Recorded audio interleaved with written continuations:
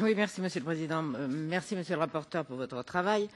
Enfin, quand même, moi je n'ai pas du tout, ça ne vous étonnera sans doute pas, la même grille de lecture que vous, parce que la teneur du rapport et encore davantage des amendements proposés par certains de mes collègues me laisse quand même très circonspecte.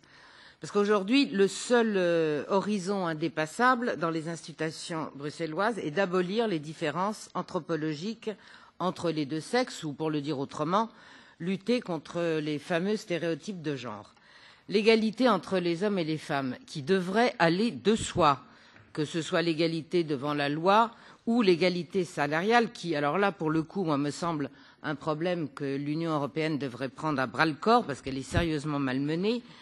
Elle s'est transformée maintenant en grille de lecture idéologique applicable dans tous les domaines de la société, y compris, puisqu'on le voit ici, dans le domaine des transports, à tel point qu'il faudrait presque désespérer qu'il n'y ait pas suffisamment ou davantage de femmes camionneurs, manutentionnaires ou conductrices de métro.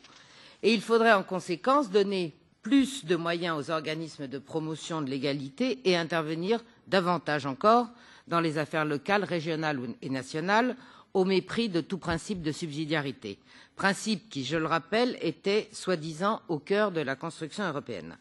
Et puis, je dois dire que les bras m'en tombent quand même, je les ai relus plusieurs fois, quand je lis dans l'un des amendements que l'Union européenne n'élabore pas assez de politiques, programmes et mandats sexopositifs, je cite, ou encore qu'il faudrait mettre en place des, ouvrez les guillemets, transports qui soient neutres sur le plan du genre, fermez les guillemets, ou inclusifs, indépendamment de l'expression de genre. Je veux dire que je n'y comprends rien, ou quand je lis cet autre amendement qui encourage les autorités compétentes à promouvoir et à soutenir l'utilisation du vélo,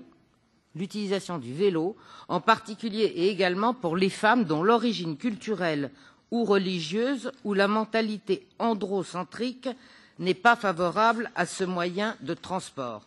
Je vous assure qu'il a fallu que je les relise plusieurs fois pour essayer de comprendre ce que ça voulait dire. Est-ce que ce n'est pas une façon comme une autre, ou pas d'ailleurs, de nommer l'incompatibilité, par exemple, de la loi islamique avec les valeurs européennes? Mais moi, je doute que ce soit la solution qui résoudra les problèmes d'islamisation auxquels nos pays sont confrontés. Enfin, un dernier mot concernant cette terminologie parfois ubuesque. Le rapport aborde les problèmes d'insécurité dans les transports en commun, notamment. Très bien. Mais moi, j'ai l'impression, à en lire certains, qu'il suffirait pour y remédier de définir correctement la responsabilité engagée par de tels actes.